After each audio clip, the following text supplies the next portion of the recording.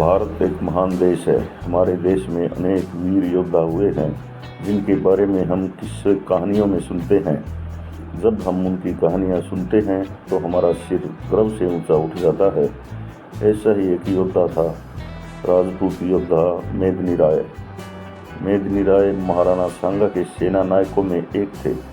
अपने शुरू के वर्षों में मेदिनी राय मालवा के सुल्तान महमूद खिलजी के दरबार में मंत्री थे, जिसके कारण उसे अपने शासन को मजबूत करने में मदद मिलती थी। उसके अच्छे और ऊंचे पदों पर हिंदुओं को नियुक्त कर दिया था, जिस कारण मालवा के दरबारियों का प्रभाव घटने लगा। वे मेदिनी राय से जलने लगे और सुल्तान के कान भरने लगे। गुजरात के सुल्तान मुजफ्फर शाह की मदद से उन्होंने मेदिनी राय को उसके पद से हटवा दिया गया।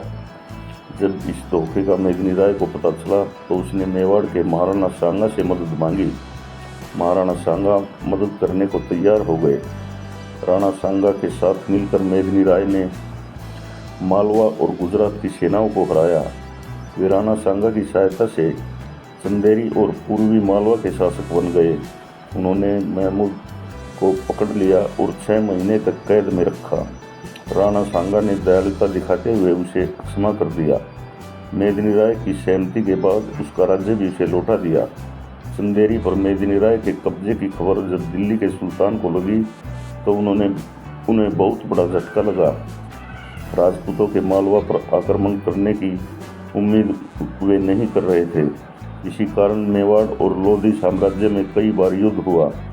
मेदिनी राय और महाराणा सांगा ने इन युद्धों में उन्हें पराजित कर दिया। इन लड़ाइयों में विजयी होने के कारण मेवाड़ का राज्य पीलियाखार तक फैल गया। मेदिनी राय राणा सांगा के वफादार सेनापतियों में एक थे। उसी समय भारत पर बाबर ने आक्रमण कर दिया।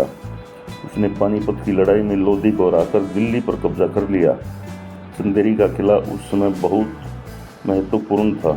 बाबर ने मेदिनी राय के सामने शर्त रखी कि मेरे जीते हुए किलों में से कोई भी एक किला ले लो, परंतु चंदेरी का किला मुझे चाहिए, नहीं तो परिणाम भुगतने को तैयार हो जाओ।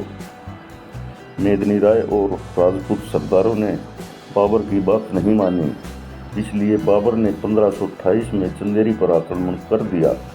मेदिनी राय और राजपूत सरदारों और सैनिकों ने केसरिया माना धारण कर लिया और जयकारा लगाते हुए युद्ध भूमि में कूद पड़े। किले का दरवाज़ा खोल दिया गया। किले के दरवाजे पर इतना खून बहा कि बाहर मैदान रक्त से भर गया। इस दरवाजे को खूनी दरवाज़ा कहा जाता है। मेदिनी राय और उसके साथी वीरता से लड़ते हुए वीरगति को प्राप्त हुए और किले में रानियों ने जोहर कर लिया।